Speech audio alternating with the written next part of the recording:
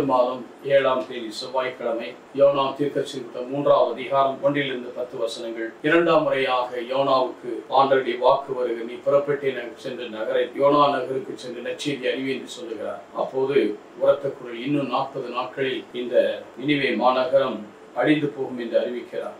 அப்போது அரசன் செய்வதை 6-7 வருஷங்கள் பார்க்கிறோம். இந்த செய்தி நினிவே அரசனுக்கு எட்டியது. அவர் தன் அரியணை விட்டு இறங்கி அரச உடையை களைந்து விட்டு சாக்கு உடை உடுத்தி சாம்பலில் உட்கார்ந்தார். மேலும் ஆணை பிறப்பித்து நினிவே முழுவதும் பறைசாற்ற செய்தான். இதனால் அரசு அவையினரும் மக்கள் அனைவரும் அறிவிப்பது, எந்த மனிதனும் உணவை சுவைக்க கூடாது, ஆடு மாடு முதல் விலங்குகள் தீனி தினவோ தண்ணீர் குடிக்க கூடாது என்று சொல்லி அனைவருக்கும் கட்டளையிடுகிறான். அனைவருமே நோன்பு இருந்து செபிக்கிறார்கள். இதன் விளைவாக கடவுள் அந்த மாநகருக்கு வருந்த அழிவில் இருந்து அவர்களை காப்பாற்றுகிறார். அரசனே இறங்கி தான் தாழ்நிலையை களைந்து விட்டு உடையெல்லாம் அரசு உடையெல்லாம் களைந்து விட்டு சாக்கு உடை உடுத்தி சாம்பல் அமருகிறான்.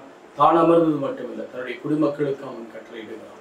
இன்றைக்கு நாமும் இப்படிதான். எல்லா மக்களும் ஆண்டவரிடத்திலே மனம் திரும்பும் போது கடவுளுடைய இரக்கத்தையும் பரிவையும் ஆசீர்வாதத்தையும் பெற்று எல்லா தீமையிலிருந்து நாம் வெளிநடத்தப்பட ஆண்டவரிடத்தில் ஒப்பு கொடுக்குமா? நீங்கள் நல்ல ஆண்டவரே, நீர் கொடுக்கிற வாய்ப்பை பயன்படுத்தி இதோ நாங்கள் மனம் திருந்தி உடைய சமூகத்தில் யோனா அறிவித்த செய்தியை கேட்ட அரசனை போல நாங்களும் மனம் வருத்தப்பட்டு மனம் திருந்தி உமக்குள் வாழ எங்களுக்கு உதவி செய்யும்.